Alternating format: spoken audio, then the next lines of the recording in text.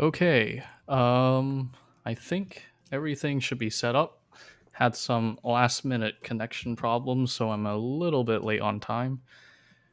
I think everyone can hear me all right. Yeah. All right. I guess I should first introduce myself. Hello, I'm brookieoz, and I've been playing SpaceChem for many, many years. um, I think I first got this game in 2012. I'm gonna go and check my Steam library right now, real quick. Um, well, I can tell you I have more than 1,700 hours in it. Um, I can't really find where I first got it, but anyway, um, a lot of those are AFK hours, unfortunately. So, but even then, I am not a newcomer to SpaceChem. So, if you're seeing me and you're wondering how I'm solving all these puzzles as quickly, well, I'm not exactly a newcomer, but I'm here to kind of just do a playthrough of SpaceChem. More background on SpaceChem: it's a essentially like a programming game released by Zachtronics in 2011. Um, so yeah. Other notes: I'm currently using the Community Edition, um, which is coded by a bunch of enthusiasts, and it's got some really awesome um, quality of life features. I'm gonna quickly search up the link to this. Saboka is shoutouts to Saboka for well, the main contributors are Saboka and 12345 IEEE. Shoutouts to those two for coding this stuff. It makes a huge difference, especially when you're juggling around like different solutions and trying to see which one is better. I'm gonna send a link to this in the chat right now. There's a GitHub link, and if you just search up SpaceChem Community Edition, you'll be able to find it. All right. With that out of the way, we're gonna begin. Oh, I'm gonna skip the intro video because I don't have Twitch set up uh, to go through it. Alrighty. Reactors and reactions. Essentially, what this is telling you is the main goal of SpaceChem is you have a reactor, you have input molecules, and you make output molecules. And to do that, you program Waldos, or essentially manipulators. Yeah. And here's the story. Should I go and read through the story?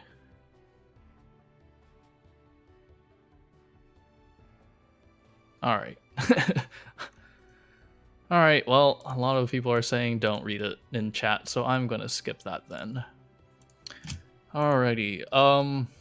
So I'm just going to quickly say, for those who are expecting like amazing quick draws or whatever, this isn't going to be one of those videos. It's going to be most of the time I'm revisiting these puzzles after like years of not seeing them. So gonna be pretty rusty when it comes to these puzzles. So my main focus for now is essentially I'm gonna go for like simple solves. I'm not gonna be optimizing for speed or symbols particularly. But yeah.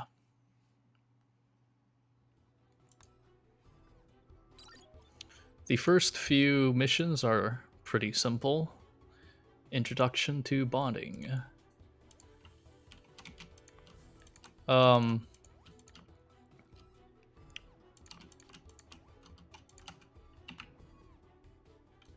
Yeah. Although there's no bonders in this reactor, you can't really do anything about it anyway.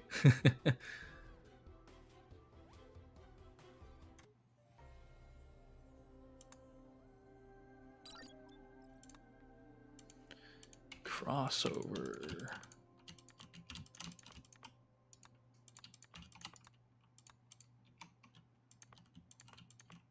Let's see, does this crash into each other? It does.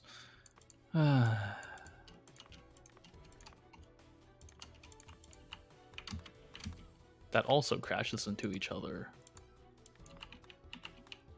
There we go. Oh.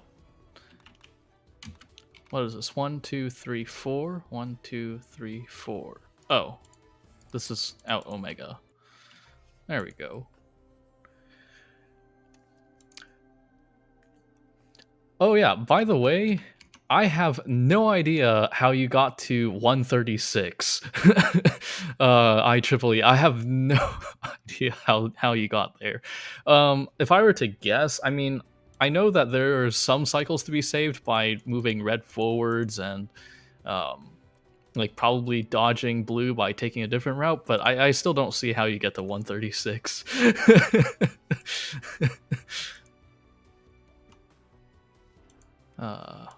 Bonding and sinks. Ooh. I'm just gonna follow the tutorials here.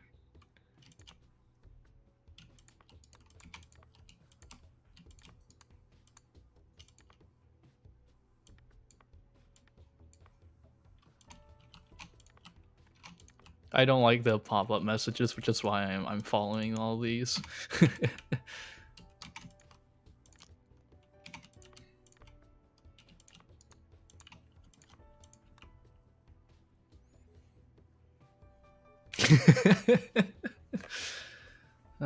Sinks. Different algorithm. Do you have like red and blue, like does blue like grab a beta, deposit to alpha, and then grab a, or deposit to psi, grab a alpha, then deposit to omega and triple eight, like, or sorry, like figure eight the thing?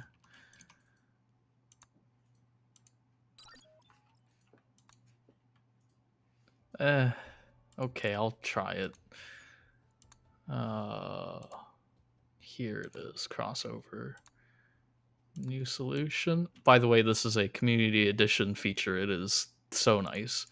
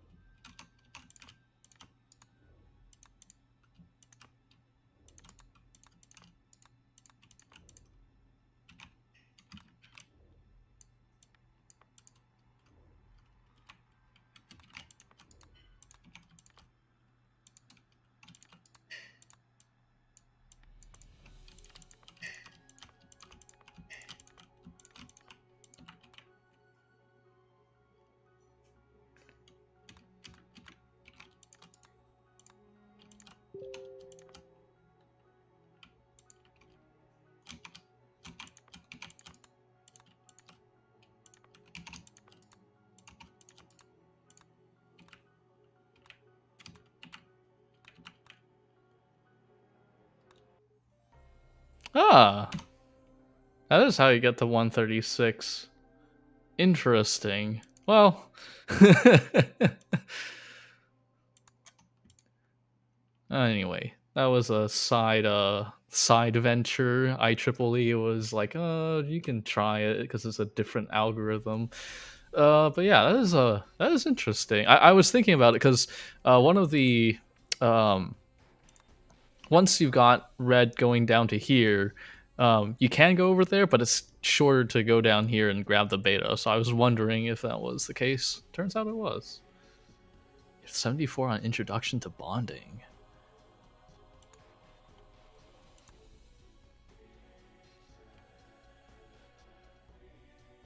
$74? Oh. I don't want to get held up too much on this. But yeah, I'm gonna continue if you guys are okay. Yeah, I have a whole bunch of competitors for SpaceChem telling me to do better at these puzzles. uh, come on, guys! I'm mostly here to do quick solves, not to wow you guys with.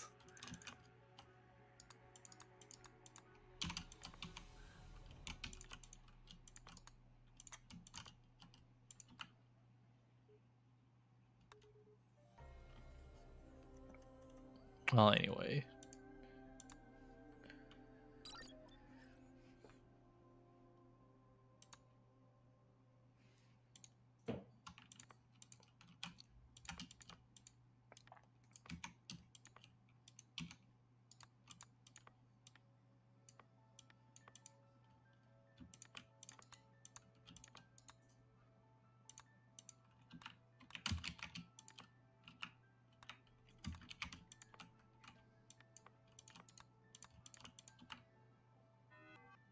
What? Oh, bond minus.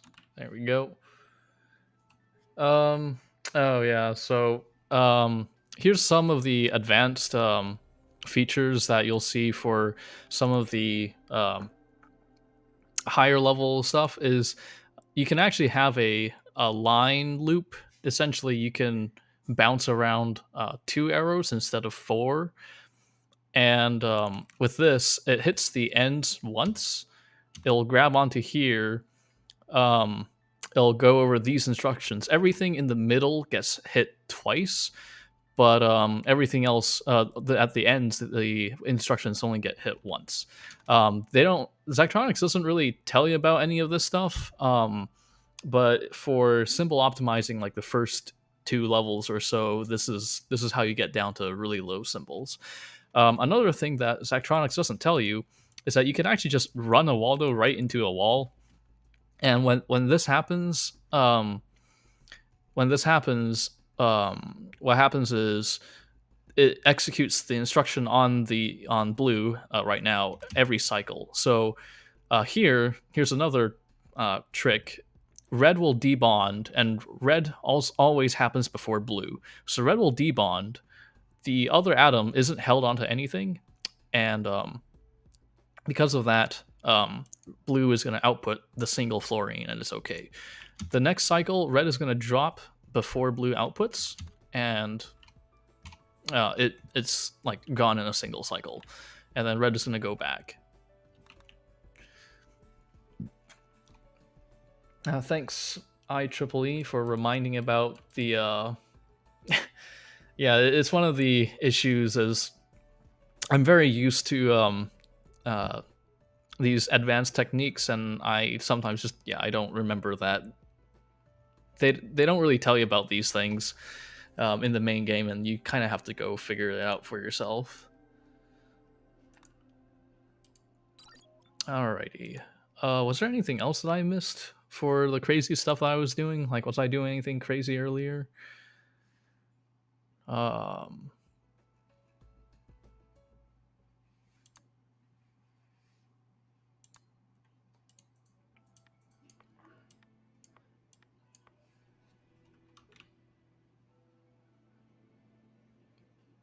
don't remember the game teaching you to move bonders in the intro to bonding level. I think they did change that.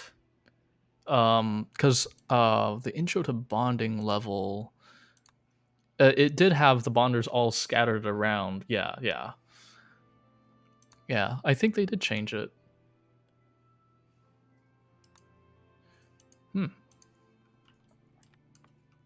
Here I'm going to do the same trick of the blue running into the wall here. Actually, I could do this a line. I won't do a line Waldo because this is going to get a little bit weird to see. So red inputs and blue will bond after red inputs, which is why you can do input alpha and bond plus. This is actually like a really, really useful thing to do. IEEE is telling me to do a line. I'm gonna drop there and output. So this is well, I accidentally did a line. I was originally going to bring the loop around over here, but yeah, you can actually save 2 symbols here if you put the start over here. Just delete those and let it run like that. In fact, I could have the 4th bonder here because oxygen only has a maximum bond limit of 2, and the 3rd bond, when it tries to go on there, it doesn't do anything. So, yeah. By the way, this is probably like the easiest way to do like the Mustachium levels if you're into the extra levels like that.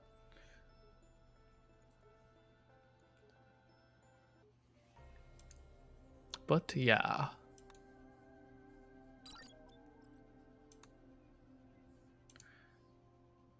Yeah, there's would you consider SpaceChem to be in the cosmic horror genre?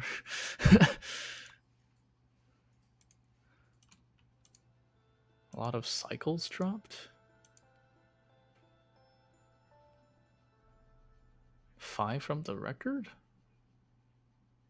Sorry, IEEE, I don't know what you're talking about.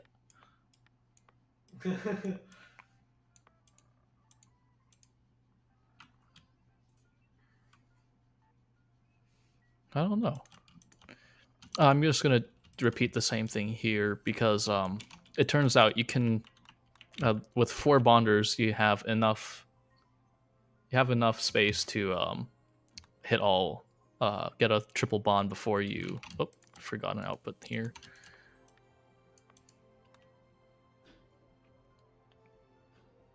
Oh yeah, my early game isn't optimized. I haven't really revisited this stuff in quite a while, so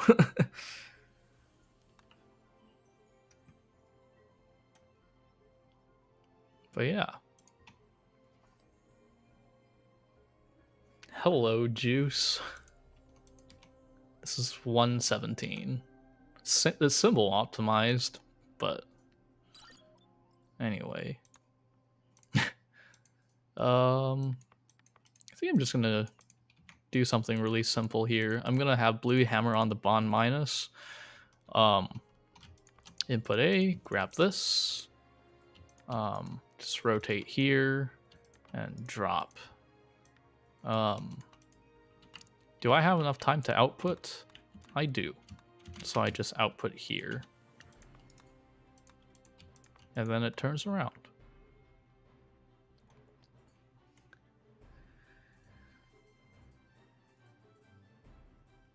Say I want to have a Waldo on the same tile twice, going the same direction but make it go different ways each time. Ooh.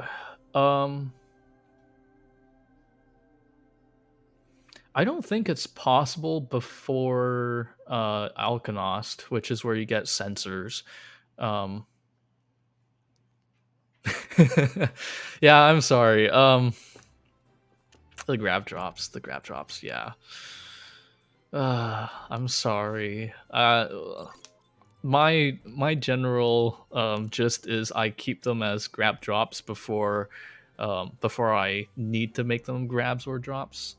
For me, it personally helps me keep in mind that these functionalities, like I could reuse the functionality if I just have it as just grab or just drop. Like it feels like it's limiting me to be like, oh, okay, if I change this, it's gonna break. Because for me, grab drops are like, okay, I haven't touched this yet. It's gonna work even if it's like just a grab. Or it works both ways or whatever.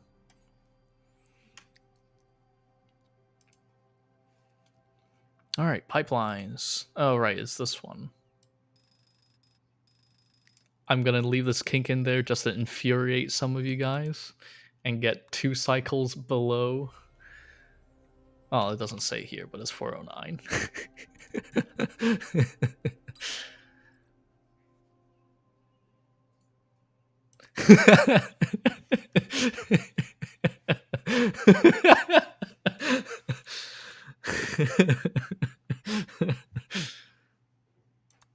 Oh.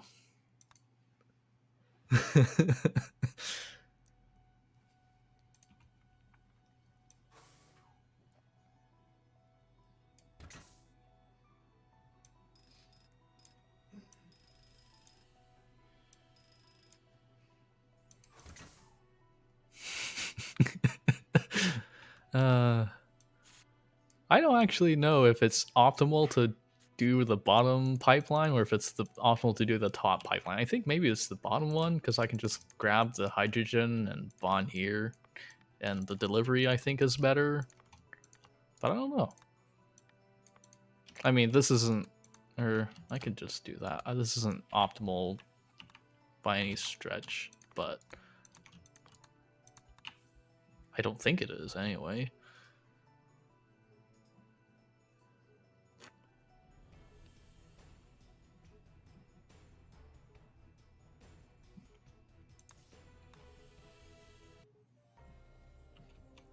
$647.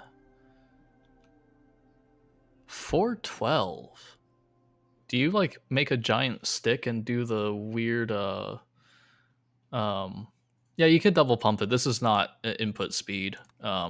So for those who don't know, who are new to SpaceChem, double pumping is where you essentially duplicate this loop for both red and blue. So it essentially cuts down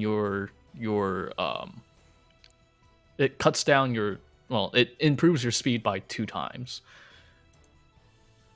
Chlorine has a maximum bond number of 7. You can do there was a SpaceChem tournament thing where like the whole point of it was to transport hydrochloric acid from alpha to omega, and like the winning solution is like you extrude like a huge stick of chlorine or hydrochloric acid and just like output it all at once, and you can get it down to like 24 cycles or something really stupid.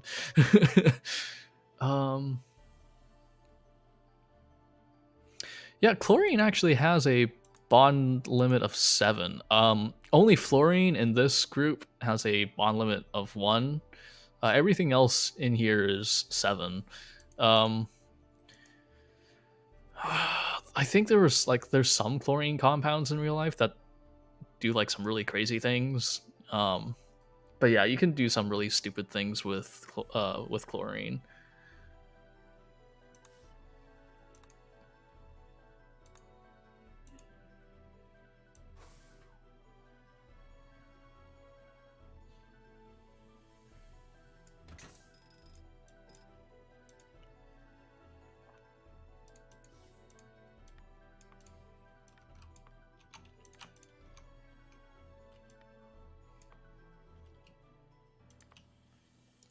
Yeah, so IEEE is saying the bond limits of the elements, they're not chosen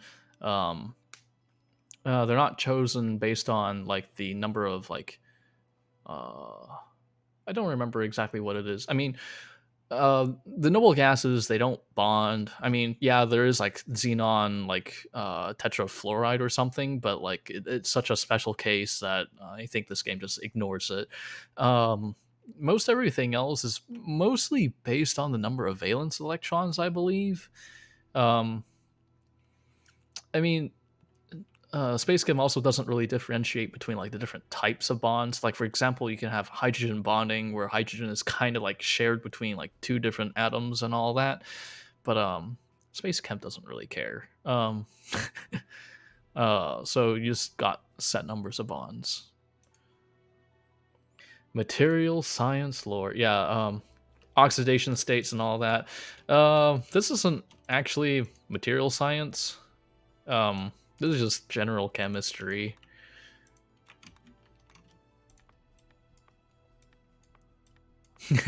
Yeah, don't talk to me about the anime unless you've read the manga. By manga, I mean your chemistry textbook. Let's see here. So I'm dropping it here. So I have C double bonded to O. One of the things that I don't think SpaceChem actually tells you, but you can right click these reactors and you can set notes to these things. So I'm gonna do this. Carbon monoxide. If you did want to learn about material science lore, well, what is it?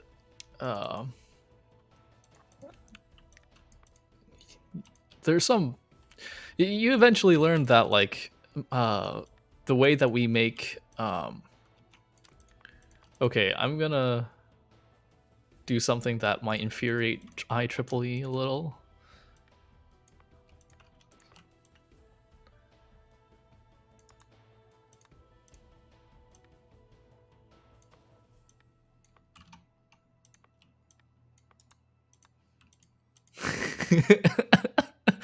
I'm lazy, okay? Oh, never mind. I can't do that.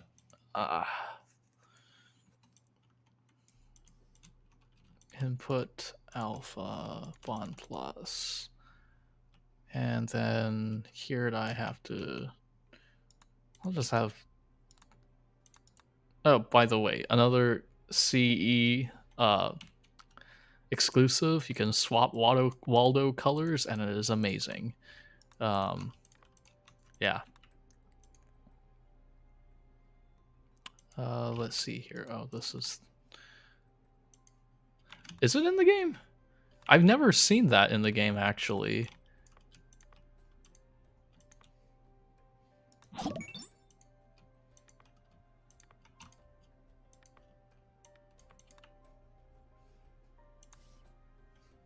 Oh, whoops. It was introduced in V1013. Huh. Yes. Hello, Juice, and thank you for the follow.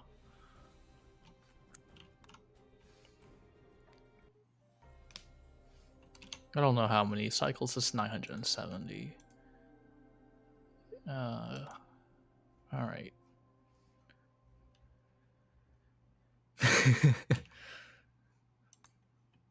Alright, now we're on to Planet 3.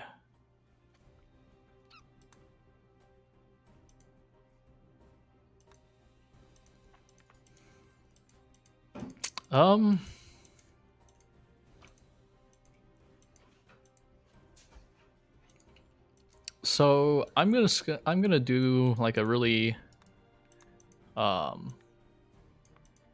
simple way of making this. I'm gonna try to make two HCs and then just triple bond the C over the carbons over the omega or the psi output. It's not optimal, but whatever. It's the first thing that came to my mind, and yeah. Input beta bond plus. Let's see here. Gonna have red go up here, drop it here, and I'm going to have blue come over here this way. Now for blue to time all correctly, I'm gonna have to shift blue's loop of 1 up so that these loops are the same length.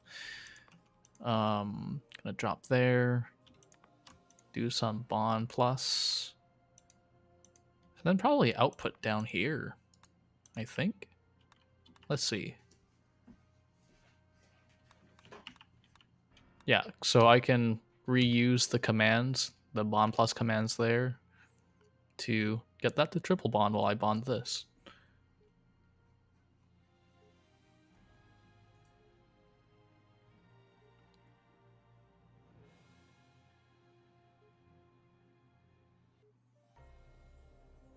$190.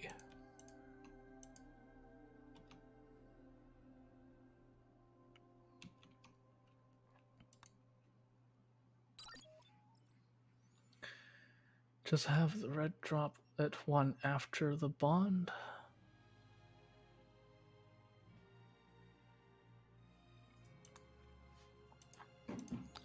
Alrighty. I'm going to have blue hammer on a bond plus, I think, here. So red is going to come in, grab one of these.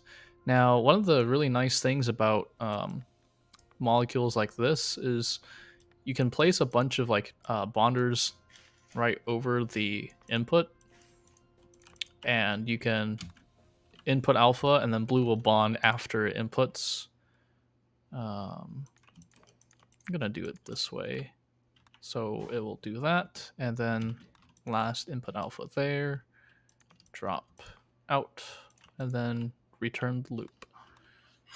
Okay, I'm gonna be nice and actually change these to grabs and drops for my viewers.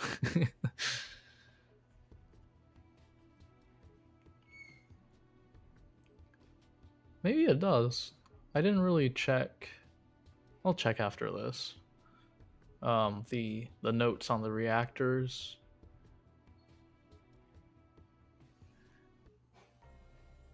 215. 14 symbols. Is this optimal symbols? It is? I'm like, this can't be optimal symbols, right? Huh.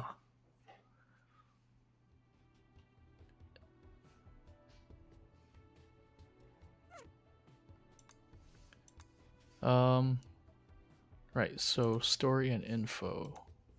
Oh, yes, it does. It does say that you can add this stuff.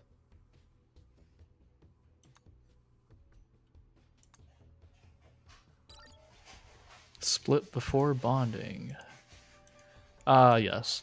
So this is one of the really nice things that Community Edition gives you, is that you see there's these numbers on the bonders, and that tells you about bonder priority. So just to demonstrate what this is, I'm gonna have blue do a bond plus here.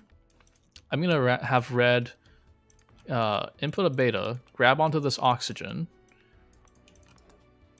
I'm going to input alpha, and right here, right now the bonders are 1, 2, 3, 4 left to right.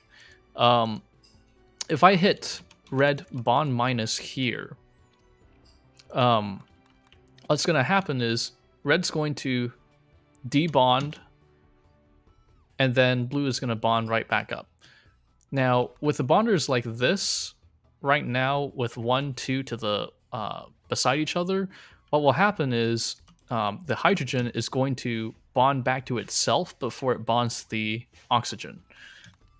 Because of this, essentially nothing changes. But if you swap these around, I believe if I do this, yeah. So I have 1 and 2 bond or swapped to up and down. What'll happen is red is going to debond bond from oxygen. It's going to debond 1 from hydrogen, and it's going to rebond up and down instead of left and right first. So I can, in a single cycle, create my output, hydrogen peroxide, without having to like double back over the bonders or do any of that.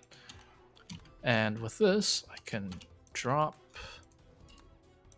and then output, and then restart the loop. So bonder priority was something that was kind of like hidden in SpaceChem, and they didn't really tell you anything about until, well, you had to figure it out for yourself, really.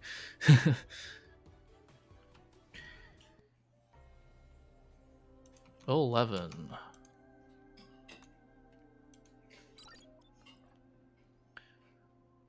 Alrighty. Saving reactor designs. And here's the story. I think I visited every single story up to here, but if not, here they are.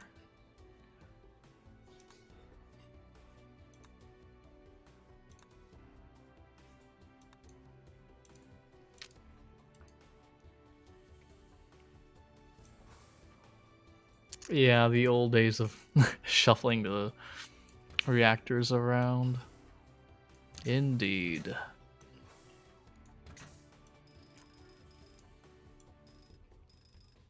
Actually, so what I'm going to do here is I'm going to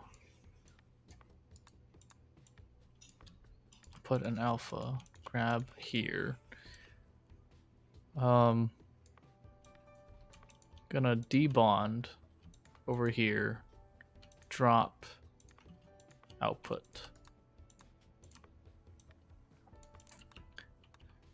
Another one of the Community Edition features is that you can make it so that the bond minus only does bond minus on disassembly reactors. So these reactors are special in that you can only debond. You can't add bonds to it. Let's see here. There's a hydrogen over here, and there's a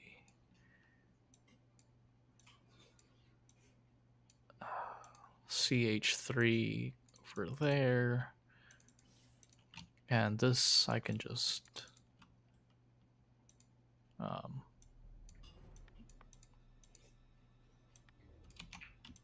of redo the previous thing.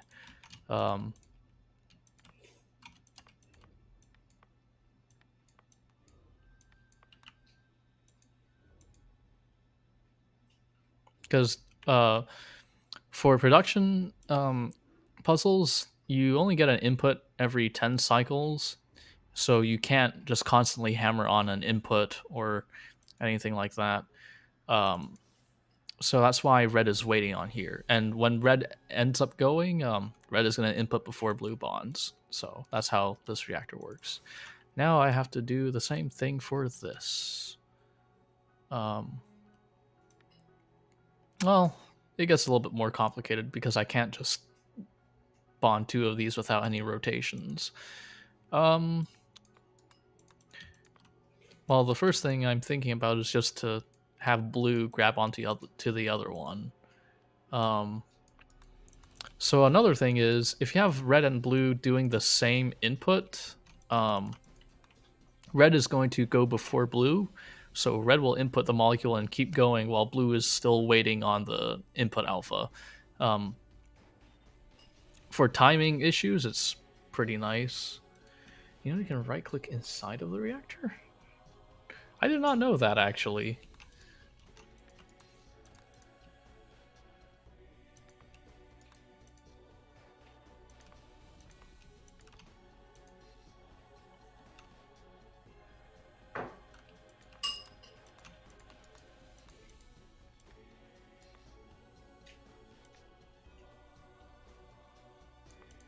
I will take a look at that in a bit.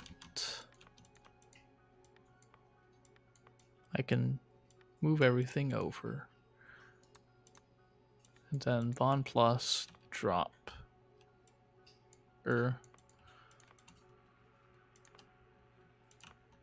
Something like this, I think. Red is going to come in, rotate this so it's facing that way. Blue is going to come in, bond. Ooh. Ooh. Red is too fast. That's a problem. I'll just delay red.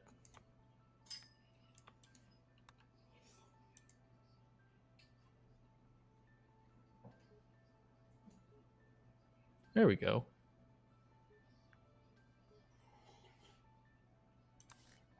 So the previous problem I was having was red would have reset itself and have taken blue's input if it was doing that. So yeah, if I slowed red down, then blue has a chance to get its input before red starts overriding its priority.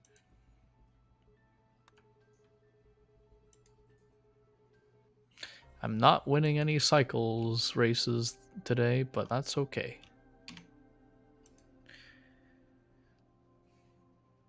I'm gonna take a look at this. I can right click. Ooh, I didn't know that you could right click inside of the reactor, actually. That makes things a lot nicer. Huh.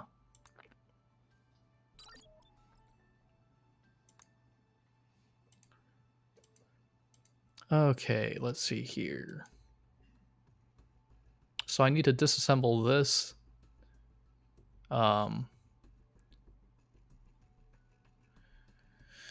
There's 4 hydrogens. All right, so only 1 carbon, so that's going to be limiting. If I'm going to discard 3 hydrogens from here, I'm going to bond that up with the nitrogen from there to make the cyanide. The rest of the hydrogens, I'll just port it over to there. So I need at least 1 reactor pair making hydrogen, and the other one, I need to debond this and assemble my cyanide over here. So this I'm going to that goes up. So I want to dump all my hydrogen here. Let's aim for that. And if I do this, I can go input alpha. I'm gonna have blue output there. Whoops, grab. So I can bond minus here, here, and there. This way I have all my hydrogens going to the same spot, which makes processing later easier, supposedly. And then this I can just deposit like here and output. So I'm gonna, I didn't even know you can do this while the reactor is running. That's very convenient. Hey, you see, even I can learn new things in SpaceChem, and I've been playing this game for like way too many years.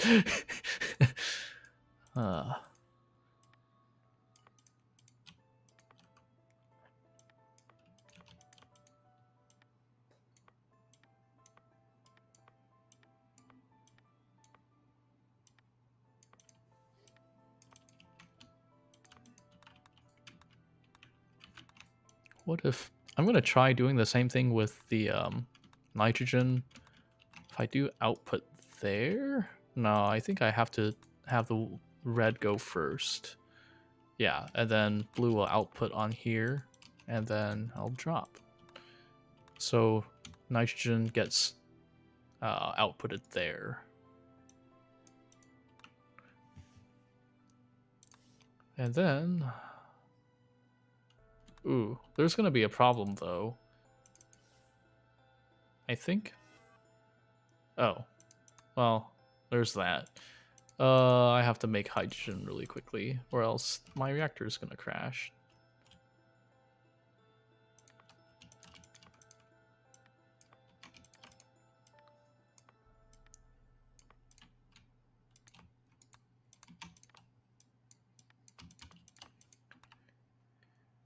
Buffer pipe? Oh, I don't like buffer pipe though. This looks like, yeah, it looks like this can handle it.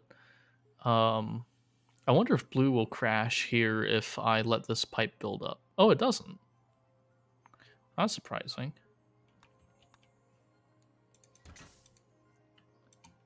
Alrighty.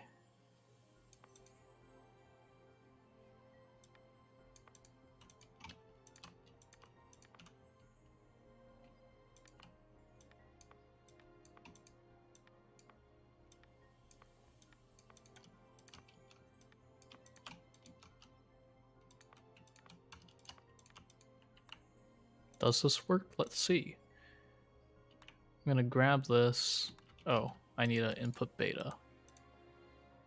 I can move this forward so I'll cut down on the latency. Grab. It does work.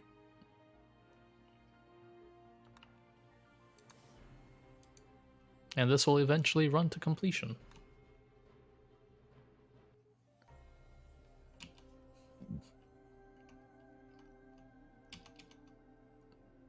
Three? Wait, you can do this in 3 reactors? What?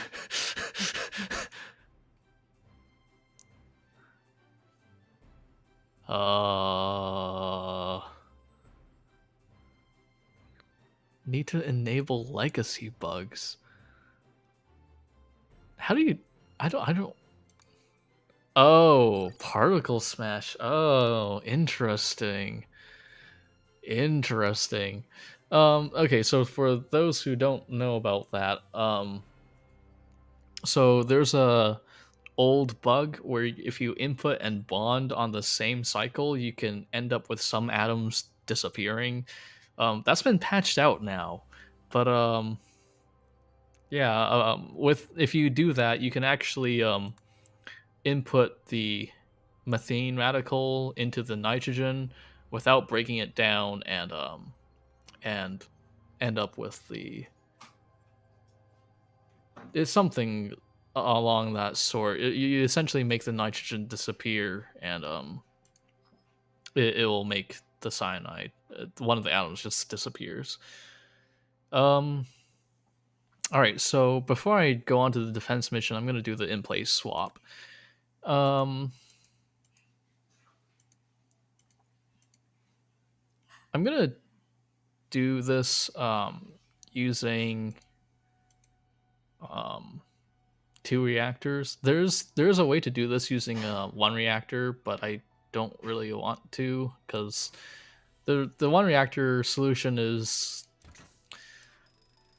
well, it's doable, but I just kind of don't want to do it on stream because I don't want to have to troubleshoot it a whole bunch in the case I don't get it working perfectly the first time. So instead, what I'm going to do is I'm going to do two reactors. Gonna I'm going to I see that methane has like 4 hydrogens right around here, and ammonia has like 3. So I'm gonna do a thing where I can um, essentially input everything right around the second reactor. So like for example, well, you'll see. I'm going to grab here. I'm going to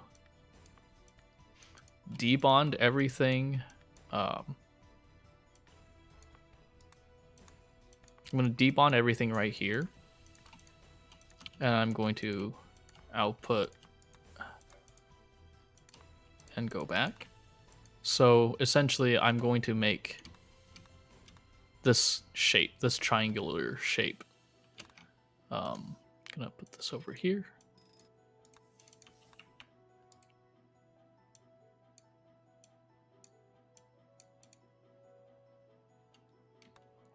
And then I'm going to have a methane radical here. And then I have to go and get nitrogen over here. So I'm going to do a sync here. And that sync is going to tell red to... it's going to tell red to go ahead, input an alpha. And I'm going to drop here, do a bunch of debonds.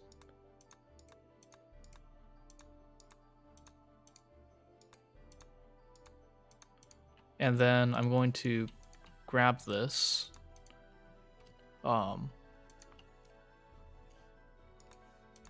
Drop here.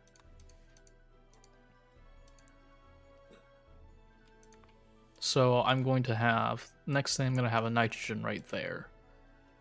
Because once I drop here and do the debonds, I'm going to have a nitrogen there. I'm going to drop that and then output. And then I'm going to sync again.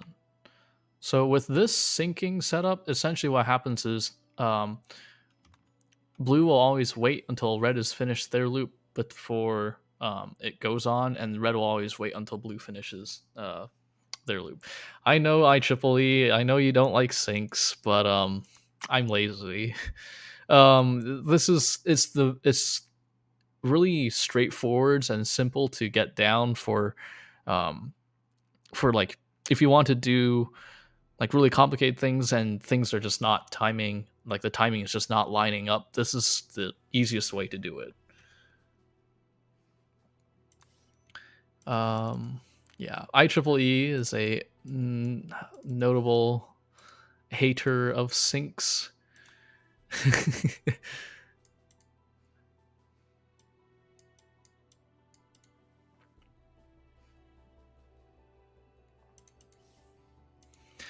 If there's one thing that I really wish there to be is I wish there was like a pause for one cycle command.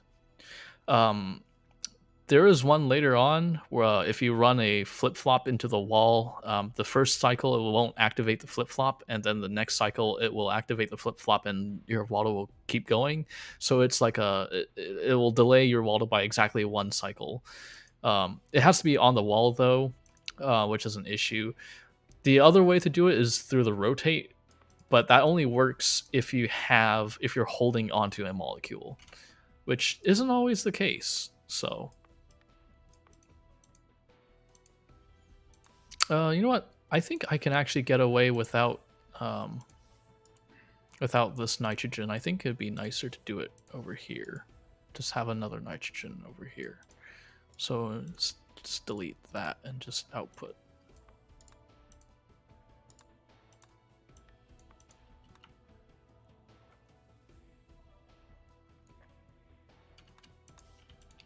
All right, so what am I gonna do here? I'm going to, because I have these 3 hydrogens and then this nitrogen going in, I can actually just have blue input 3 betas, bond, and then right after here, I'm gonna do a pause because it's gonna take a while. I'm gonna already have my nitrogen already formed, which is really nice, or my ammonia already formed. I'm gonna move this pipe up here, move that pipe down here. And then I'm just gonna go and grab this,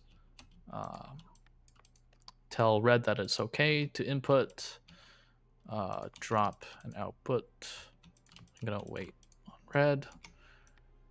Red is going to input an alpha, wait until blue says it's okay to move, input a beta, grab here, drop here, bond a bunch of times, and then grab it again. So here I actually do need the grab drop command. And then I'm going to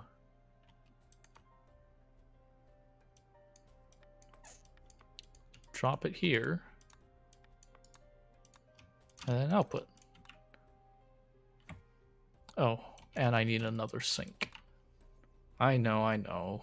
This is probably like I horror to IEEE, but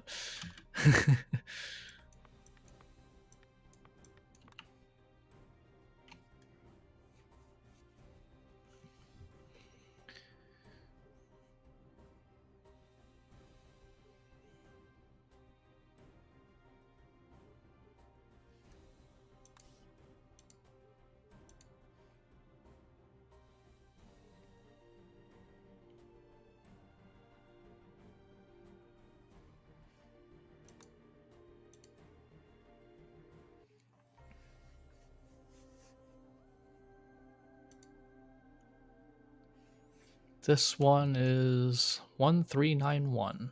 2 reactors and 60 symbols.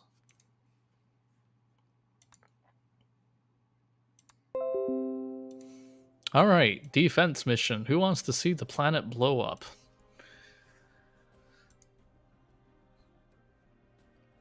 So a lot of people actually stopped playing on this mission because I'll admit this isn't the most the best tutorial for what you're supposed to do. But essentially, you have a constant stream of input on this methane pump, and you're essentially gonna explode these tanks.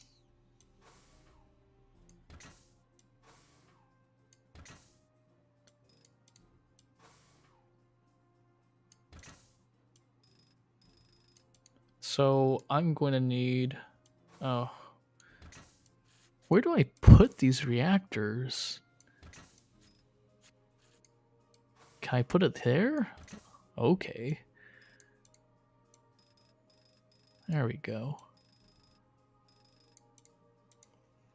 I'm gonna have blue just grab all the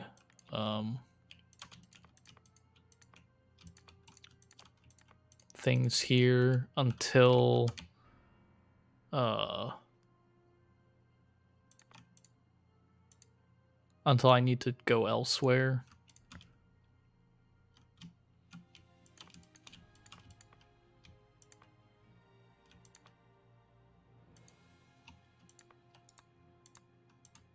So what blue will do here is until Control A is hit, it's going to deposit everything into here.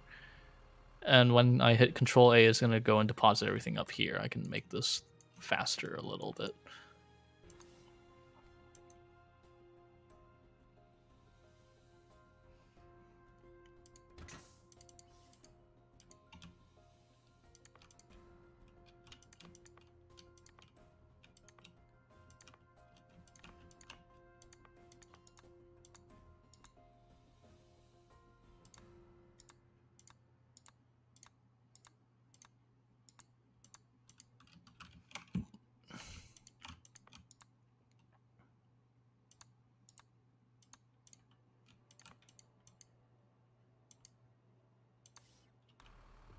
Does this work? I don't know.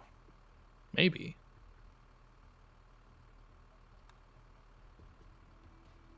Is it going fast enough?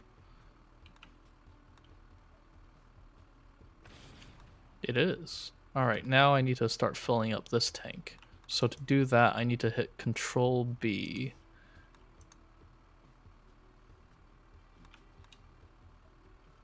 Is it gonna go... Is it going too fast? Maybe.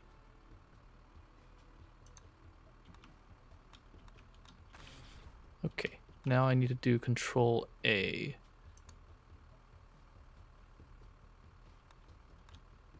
Is it going too fast? I think so. I'm gonna...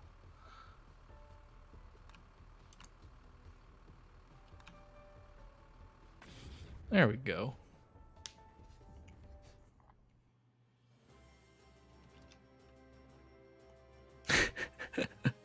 I'm actually kind of curious. Did you like test every single cycle to get down to 2465, or I don't know.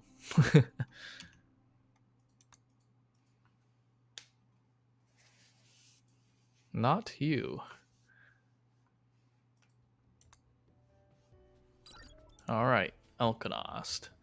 An introduction to sensing. So this is the first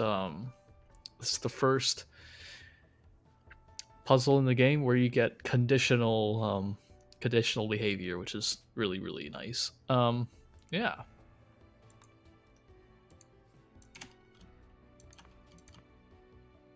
Well, I'm gonna go a little bit simpler than that. I'm sorry. I'm gonna grab this, see if it's argon. If it's argon, I'm gonna, whoops, gotta move it down there. Drop an output. And if it's neon, I'm gonna drop there an output. Pretty simple.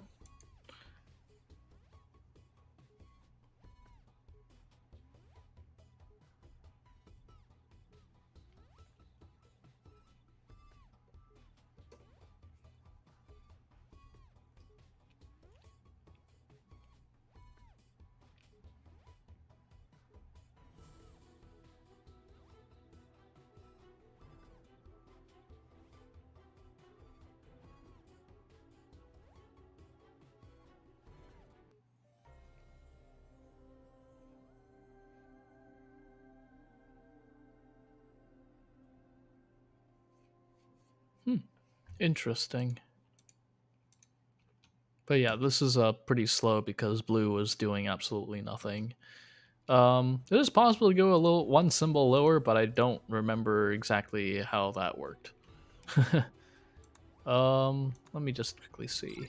You can have this arrow go back directly here, and then you can save this symbol. So for example, if you did this, then this doesn't have to be there. So like that. So once it gets a neon, it just does this. Oh, I guess you have to move the alpha over here as well, so it hits it on this reverse. So there's a little bit of optimization there to get down to 11 symbols. Yeah. If you let this run, it'll go down. It's faster. Oh, yeah, probably because red isn't going down all the way to hit the thing. Well, anyway. Prelude to a migraine.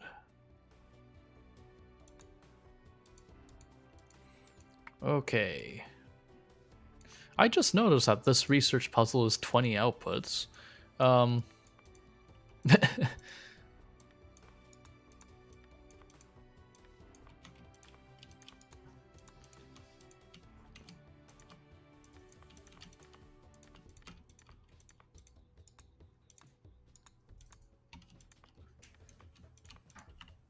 So it turns out you don't actually need the sensor for this puzzle at all, because this is just single oxygen and doesn't really matter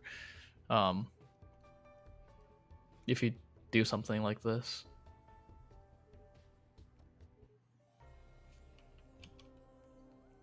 $162 it's over here. It's not fast. And yeah, there's fewer symbols, but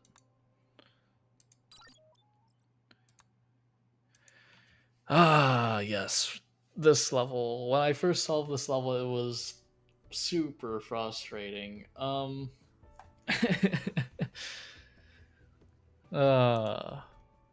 So what I'm gonna do is I'm going to have blue take whatever atom I get over here. I'm gonna bond it twice to this oxygen.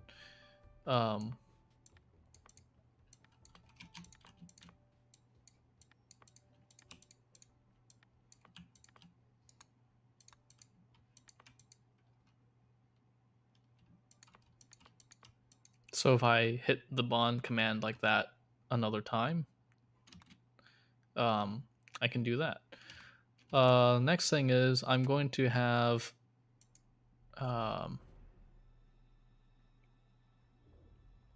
if this ends up being titanium, I have to go and get another oxygen on here. So I'm gonna say if this is titanium, I'm gonna drop it here.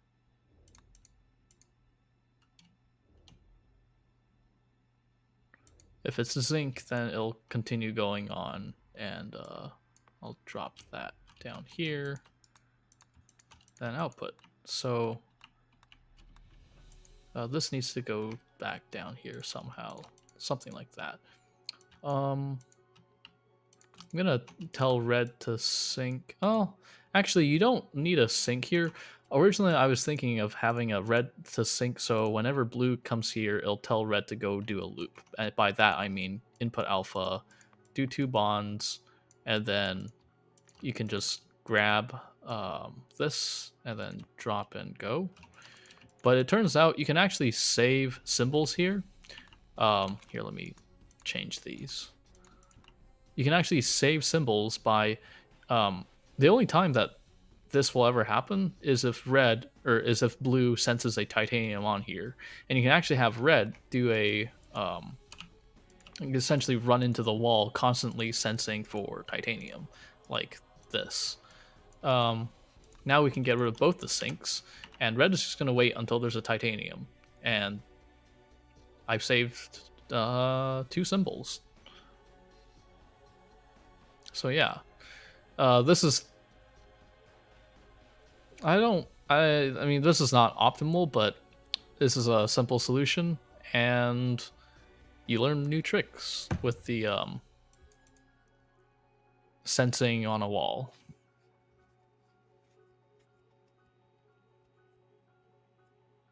My soul. What are you talking about? IEEE. My soul is filled with sinks.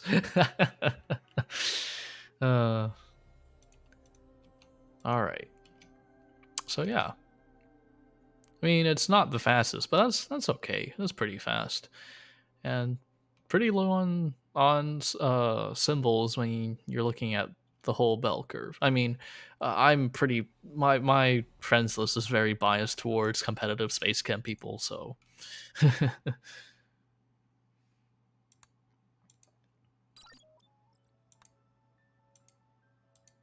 yeah, Joel's going crazy meanwhile. This one. One reactor solutions of this exist. I I remember cycle optimizing this for run reactor a whole bunch of times, but like it was very frustrating. Um, yeah, so IEEE is saying that this is the first hard level, and probably spent a day on just this. So here's the thing. I've got um, 3 oxygen to every 1 nitrogen, but the output is only a 1-to-1. So I'm gonna do uh, a 2-reactor solution to this, I think. I'm essentially gonna have the first one sense if it's nitrogen or oxygen. I'm gonna output all my oxygen over here and all my nitrogen up here. So if it's oxygen, I'm gonna drop it over here. If it's nitrogen, I'm gonna drop it over there.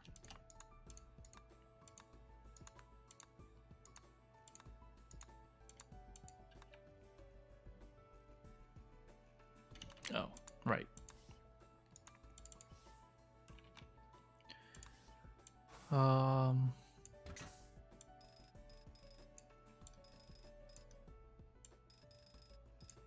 So here's the thing. If I just had this pipe and this one wasn't, and I'm not dumping my excess oxygen, this pipe is going to back up until this reactor stops. So to prevent that, I'm going to have to shunt over extra oxygen into the recycler. What was this again? Oxygen.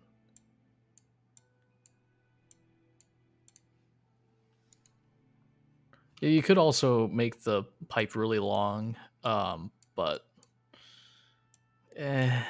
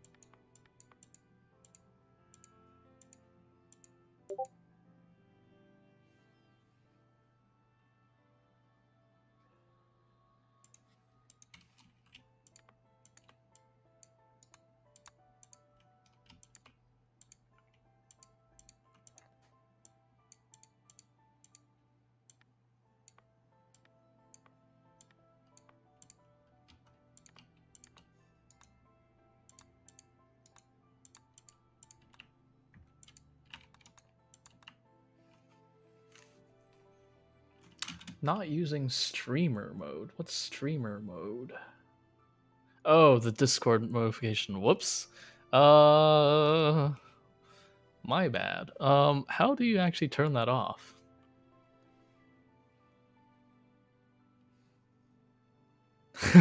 Sorry, guys.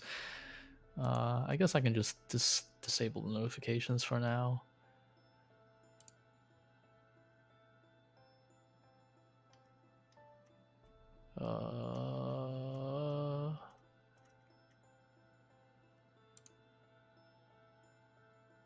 Here we go. No, it still did it. Why did it do that?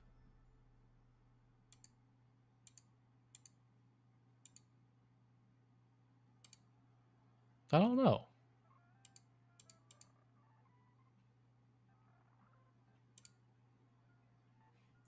Oh, streamer mode. Ah. There we go. Okay. I just disabled it.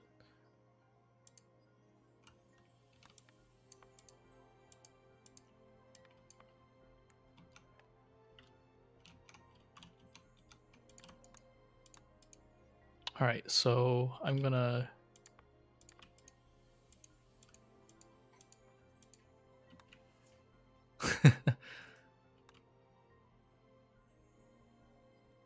try and see if this works. And then I want to move this over. Do a bunch of debonding.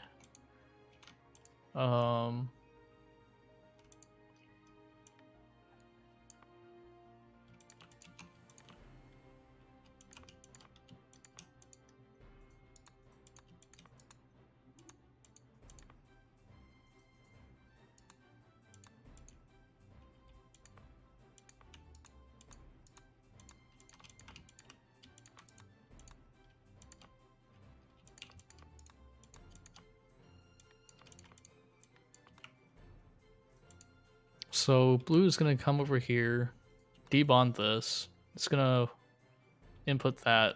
Red is going to come over. Sorry, I'm going to go in.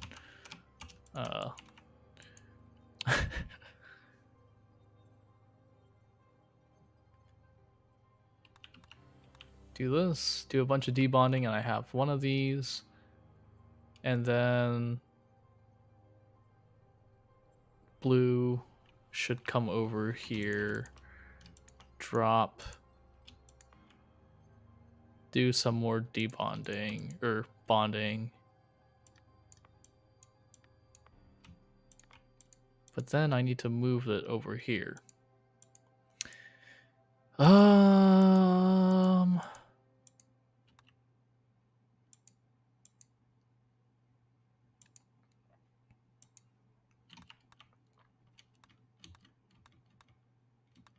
Whoops.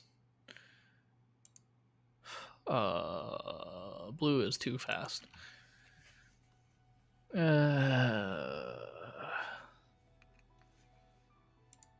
Yeah, not always. Sometimes it's not everything works on the very first try. Blue is too fast, so I can make blue slower.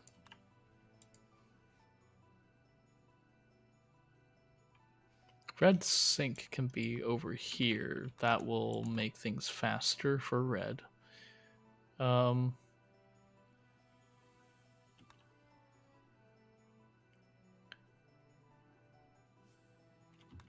now I need to somehow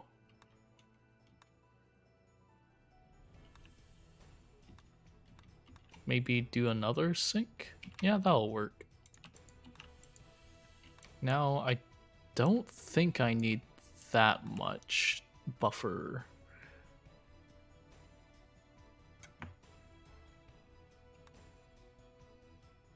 Because now red will do that. Yeah, I think that works. Oh, the issue is I run into this issue where oxygen will build up until this thing stops. So let's see, right there.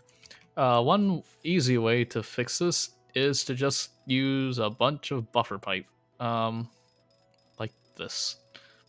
It's not elegant, but it works.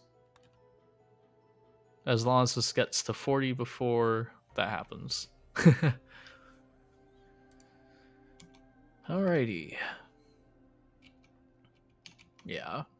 My cycles record is not particularly impressive for this.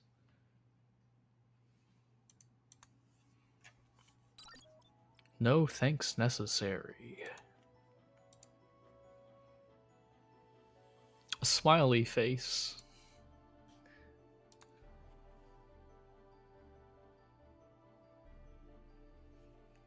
I remember spending a lot of time on this one.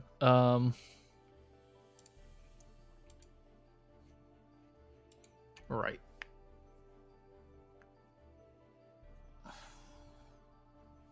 So I'm gonna make like this N and triple oxygen thing from here.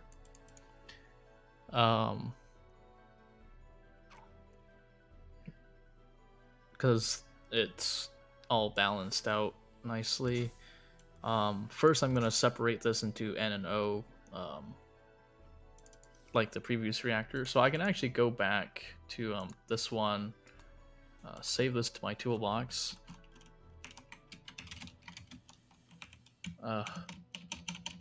NO separator. Separate. Okay. Good enough.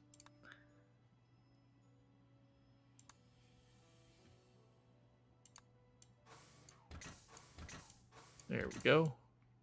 So that's going to separate nitrogen and oxygen. And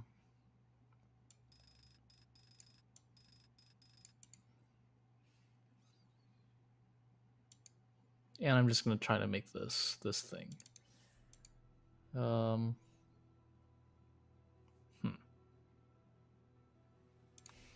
It'd be easier if I debonded these things. It'd be a lot nicer if I debonded these things. Why don't I do that?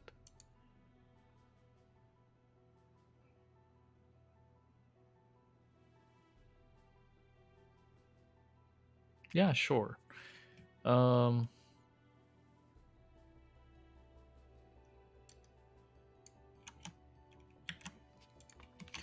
So I'm gonna input beta, debond, and I'm going to sync here, grab that. Red is gonna sync here and grab that. And if they are oxygen, then it will go over here.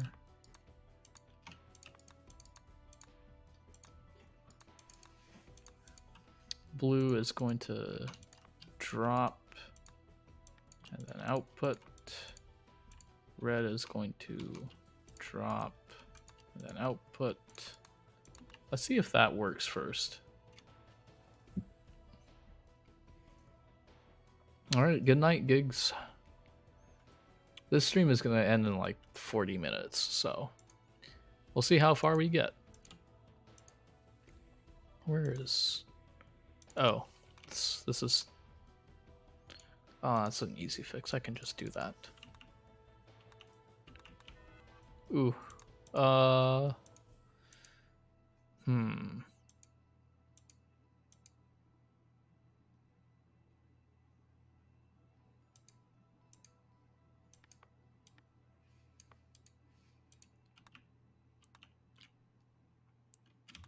I can get red to delay one right there.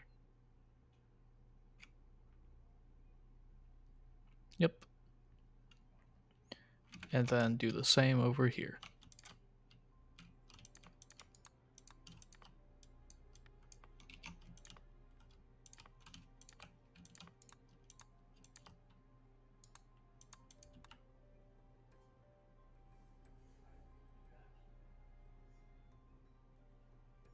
All right, so this is making oxygen and nitrogen. Right there. And there. Now I need to make this thingy.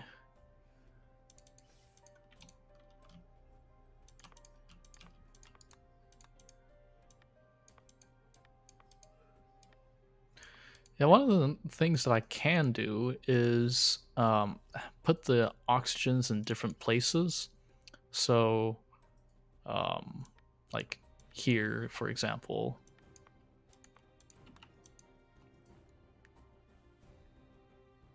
So every time there's an oxygen, it'll go here and then there. Like that. This way, I can do...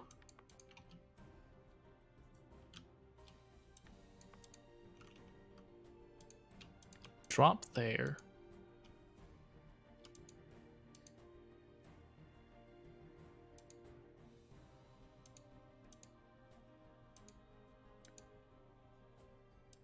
Or I can actually in beta. Then at the sync, I'm gonna have both red and blue bond at the same time. So I'm gonna create N double bond 2 O's. Or actually, I don't think I need that. I only need to have N double bond to one of the O's. So I don't think I need this. I'm gonna do a pause and then run at super speed to get to here.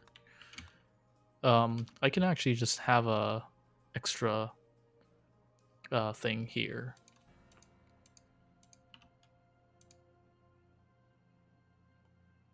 Or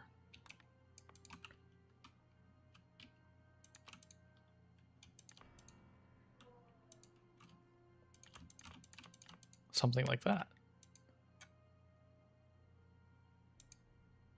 Let's see if this works.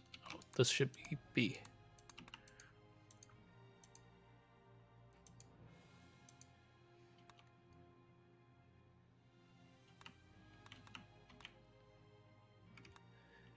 So it's going to make this. And I'm going to put this over here.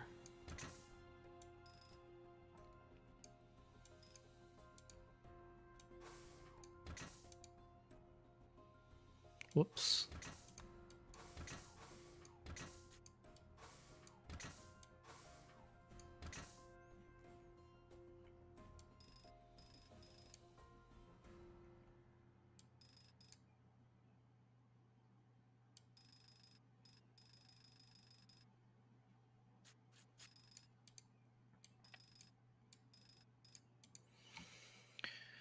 So this thing is gonna make like N double bond to O over here,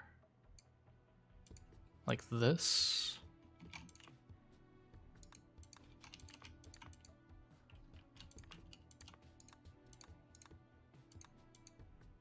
Let's see.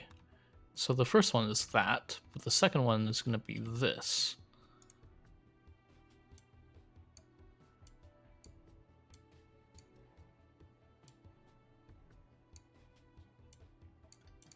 Whoops.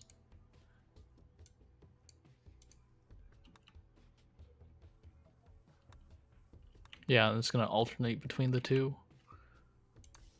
Let's see if that's building up at all. The pipe here. Nope, it works. So from here, I need to make nitric acid and sodium nitrate. So I need to get a sodium and then get a water. Get a sodium and then get a water. I can always grab onto this hydrogen or this sodium. So I'm just gonna do that. Grab, debond, out, and then drop out. So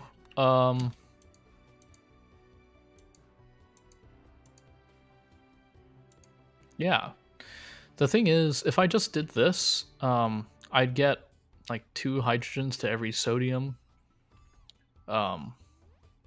which isn't really ideal. So instead, what I'm going to do is I'm going to have blue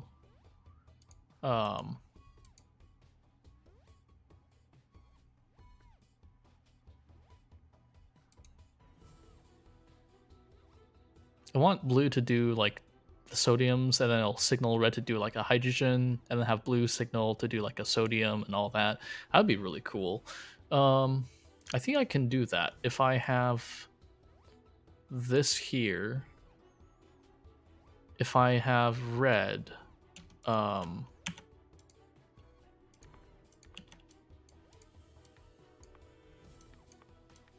so blue is only going to do the sodiums. So whenever it sees a hydrogen, it's going to start going over here. Red is going to do all the hydrogens. So whenever it sees a sodium, it's going to do that.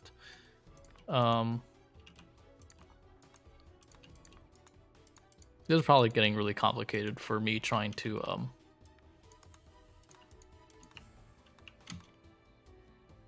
if this is not a sodium, then it has to be a hydrogen.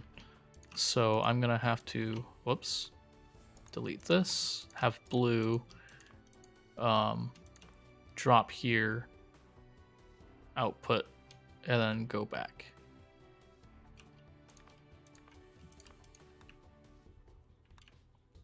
And similarly, if red doesn't get a hydrogen, if it gets a sodium, then I will get it to drop, output, and then go back.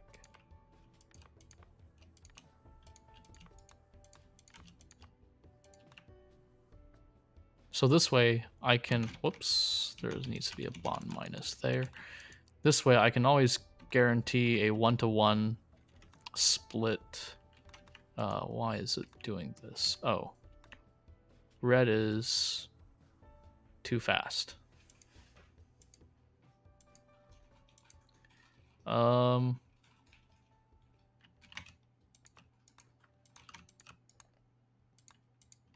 this work? For now, yes.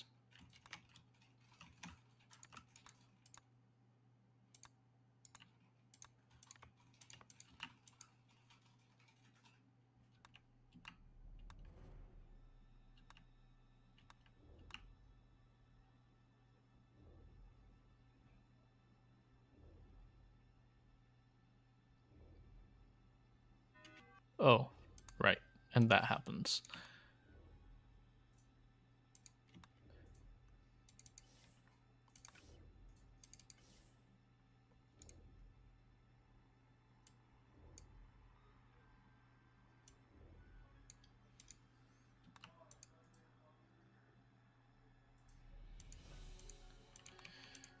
And then here, I just need to attach it to one of these things.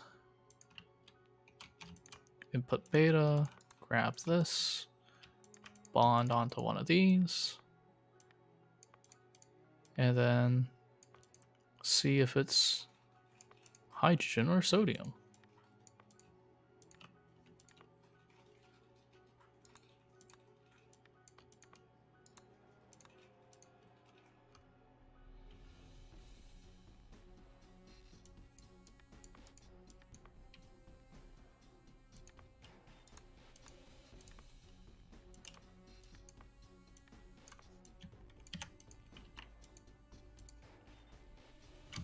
Whoops.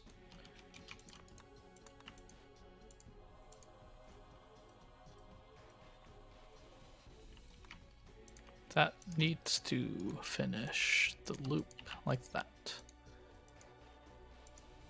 So you can see these puzzles can get really complicated really quickly. Because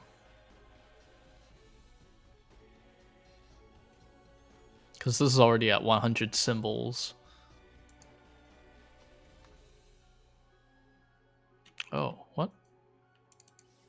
This thing broke. Why did this thing break?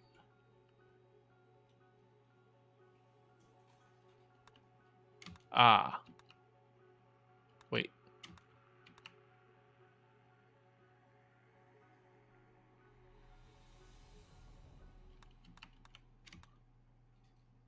Oh.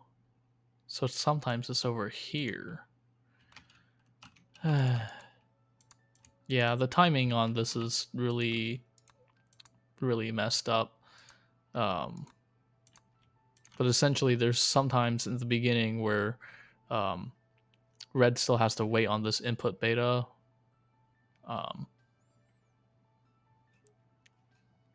So sometimes it gets delayed and sometimes it doesn't, which is why this is so messy. It broke again. Why did it break?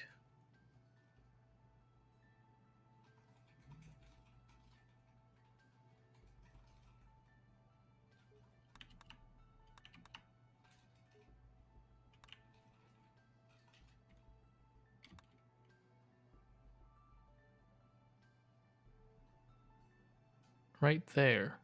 Cycle 138. So right before 138. What happens? Oh.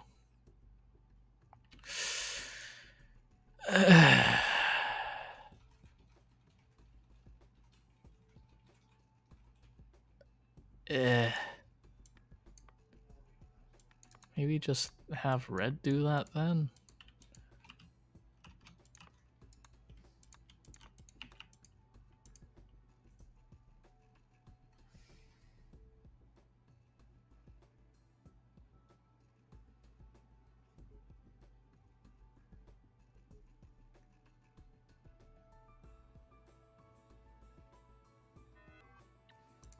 That's not good. Yeah, you know what? Maybe I'll just not do this complicated thing. I'll save this for later.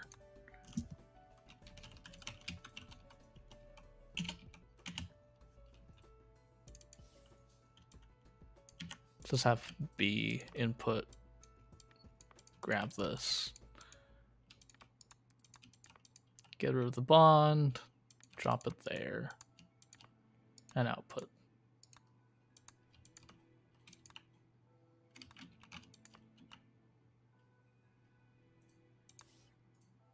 This is gonna give you a really bad imbalance, but wait, why is it waiting? What is it waiting on?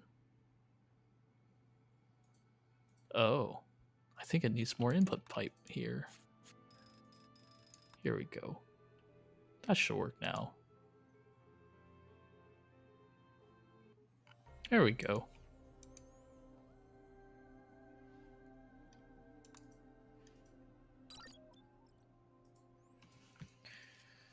All right. It's already 7:35, so I think by the time we're done with these two, I think I'm gonna call it a day.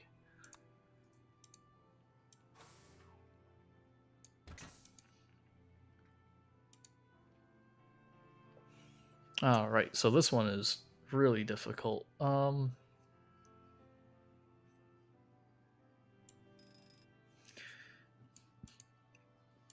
I think my first reactor is just going to like debond this to get to. I want to like input these things really nicely, but I don't think I can because I can't really tell which atom is going to come in. So I'm going to have to. I think I'm just going to separate these out from my first reactor. So input beta. Gonna grab here.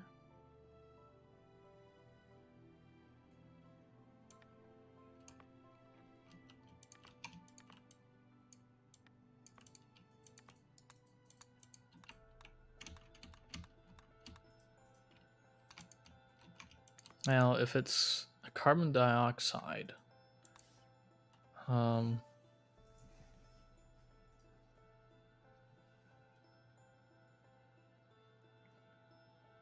I want to separate it into oxygens and then a carbon.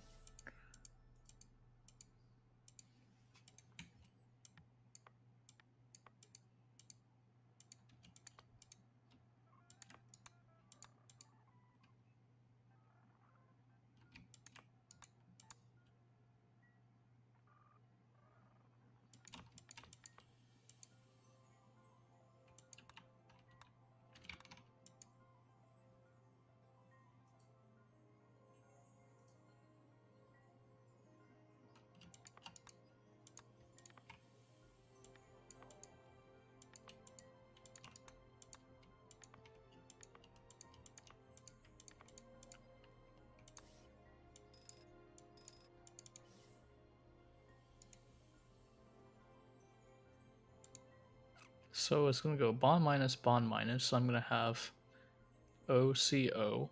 It's going to go O over there. Then I'm going to have O over here. I'm going to have C up there. So I'm going to have O over here first, then O over here, and then C over here.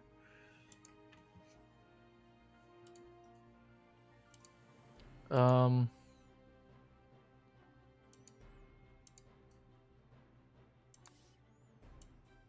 I'm going to have oxygens. And I'm going to have this. considering that, I think I might want to stagger the oxygens somehow. So that I can just like bring up a sulfur and just bond it all. Hello, Zig.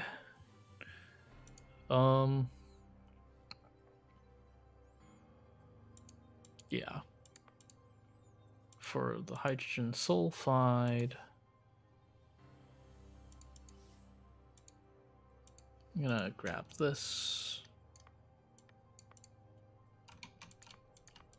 Just debond it here.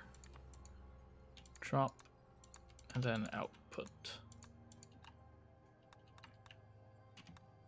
Oh, but that's going to interfere with this.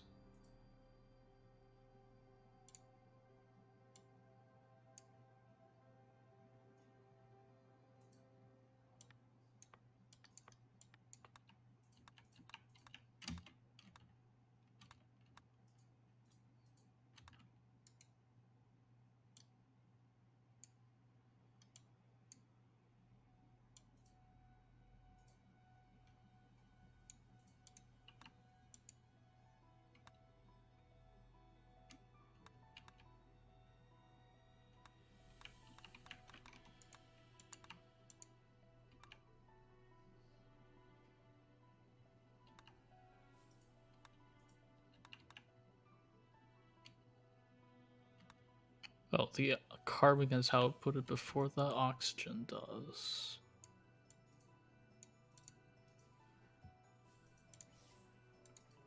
Alrighty. Now I need to make this stuff.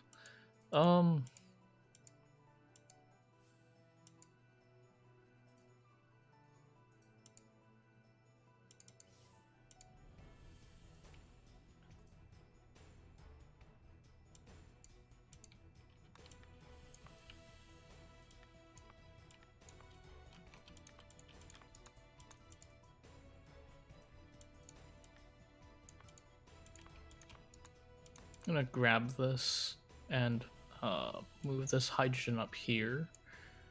Bond it to one of the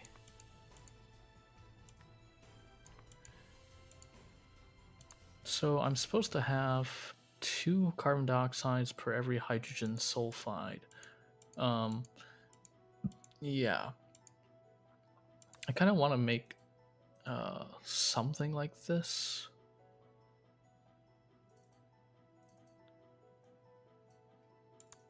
This is going to be difficult with the idea that I have in mind right now, which is not that great.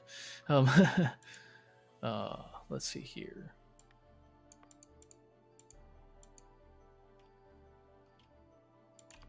The bond plus there. I'm going to drop it here temporarily. I'm going to input another alpha, get the carbon outputted over here so that this carbon can go right out. After this, I should have a OH group there. I can actually move this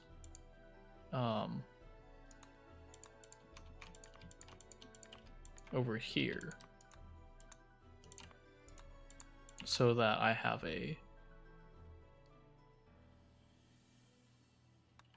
this little bit of a molecule first, and then I can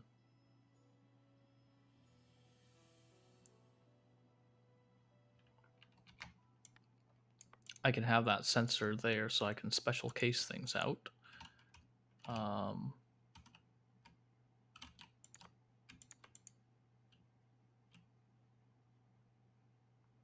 Oh, but then I can't grab here anymore.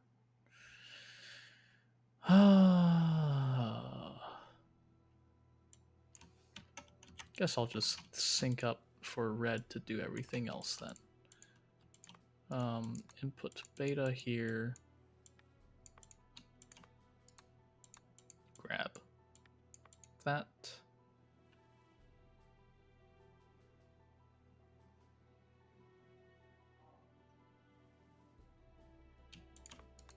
Drop there.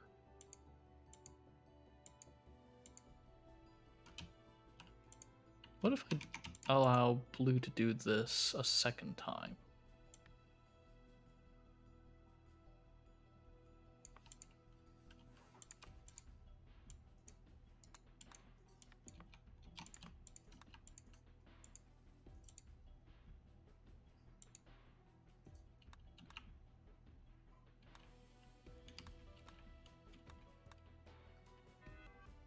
Oh. That's what happens. Right.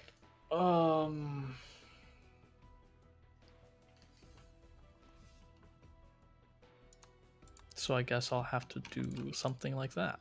And then bond plus there.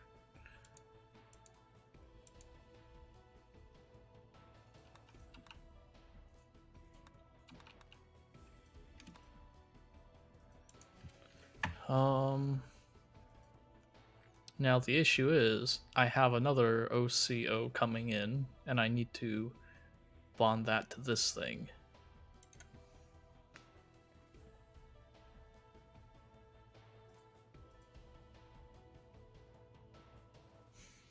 Might be better just to, yeah, I think it'd be better to not do this actually, just to have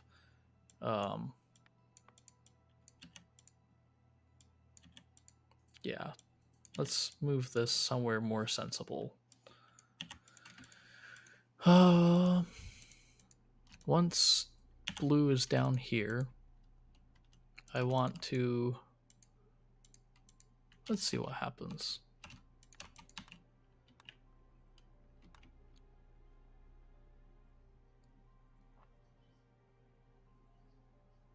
I want to get another oxygen onto here. So if I sync for red, want red to get this carbon out first.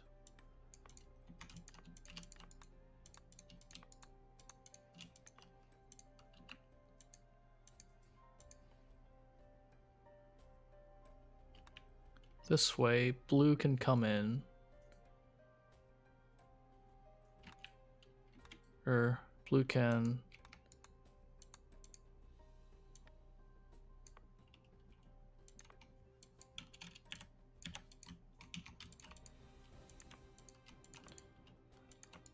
drop it here, I think. Let me see if that works. This way, blue can go over here, grab the other oxygen. No, it can't, because the bond plus symbol is there. Ah, of course, of course.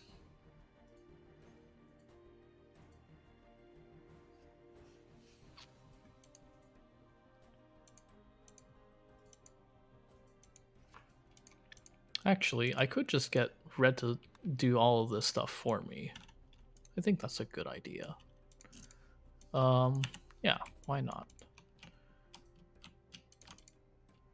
Just grab all this.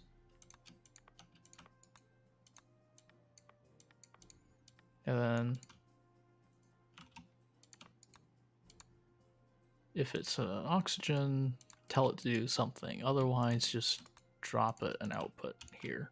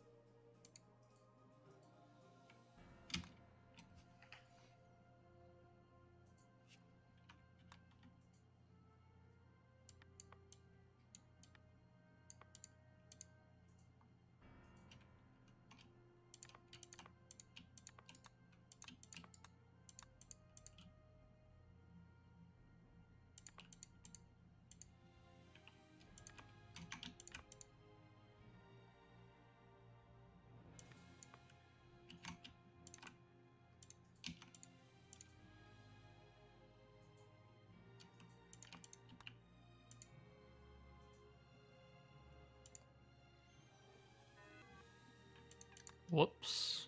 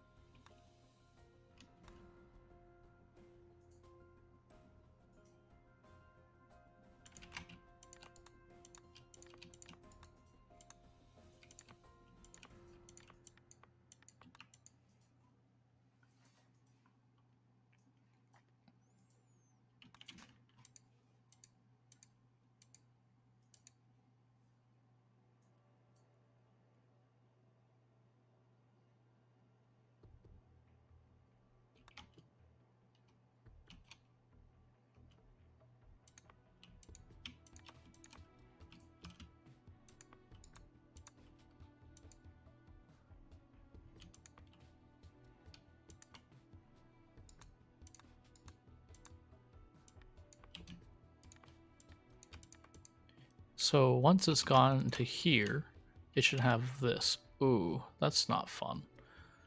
Well, to avoid that problem, I can have red move away before it turns and rotates. So it could probably rotate here, I think. Yeah. Ah, now I need to have red go down 1, 2. So blue has to wait a little longer.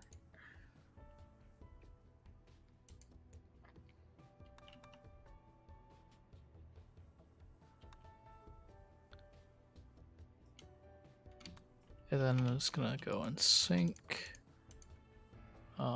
This doesn't actually need to be there. Sync bond plus. Now let's see. After all of this, it should be able to make one of our sulfuric acids. And then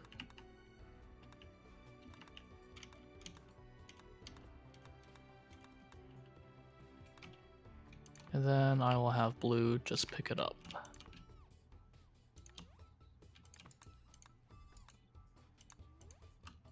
And output.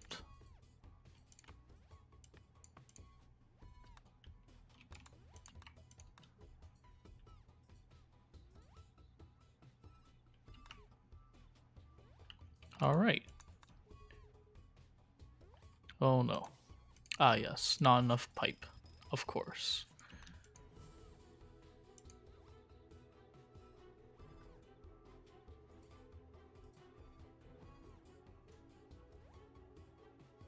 There we go. Not too fast. 2 reactors though. Okay on the, well, pretty good on the symbols. It's pretty low on the curve. There's definitely lower symbols, but it's not bad. Yeah, this is pretty difficult to solve on 2 reactors. I kind of wanted to challenge myself with it because I haven't done it in quite some time. Yep. And last one before I go. Yeah, Jill just goes crazy here.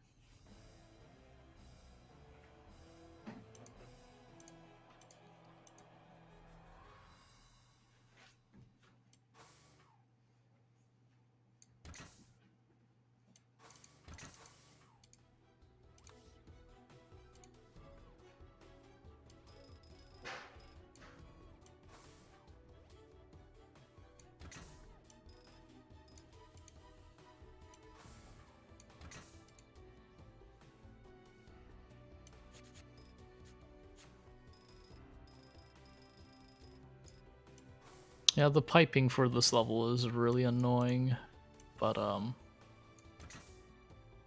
it is what it is.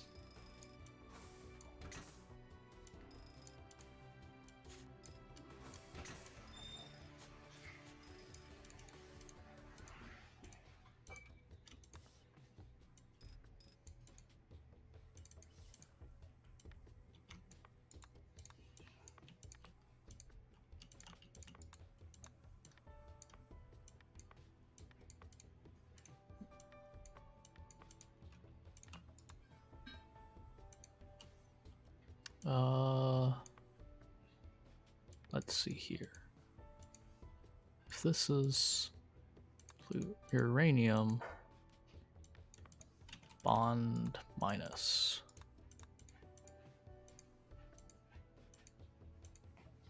Otherwise, it's fine.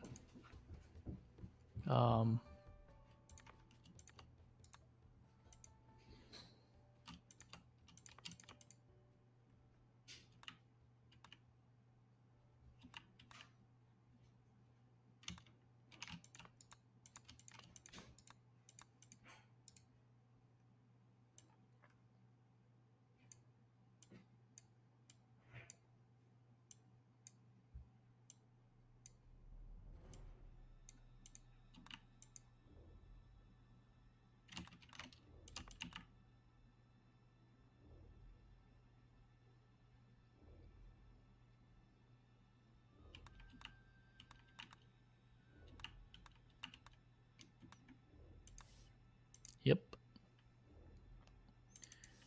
This is going to be uranium right there.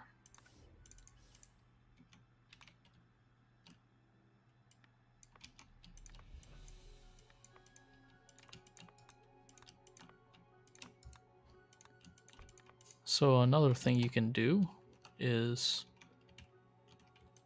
make a loop like this, and then when you're ready to fire, you just hit Control A. And this is, I think I just want to constantly pump it with hydrogen peroxide.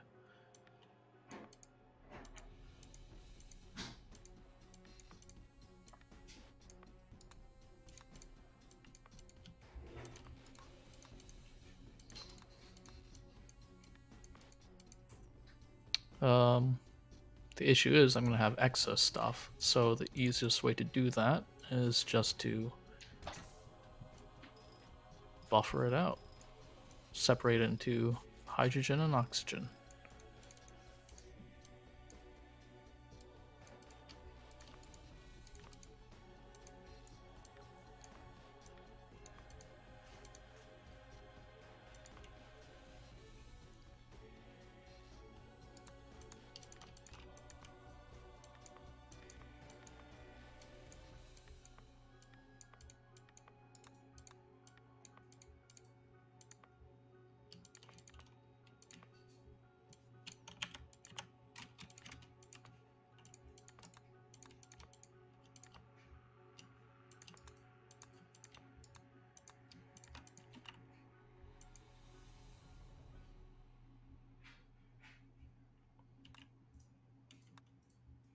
Oh, I will need to output over there, or else I will crash into it. Yeah.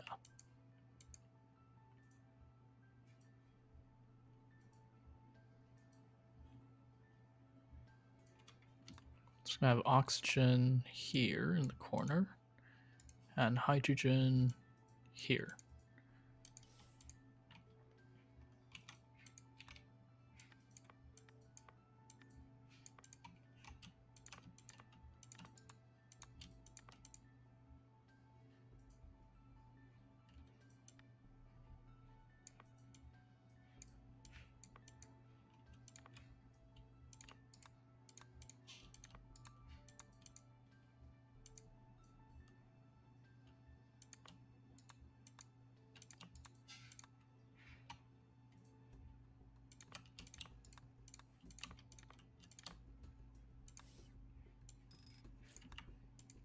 Let's see if that works. Oh, it doesn't. Because there. Alrighty. Now I just need to wait for that to work.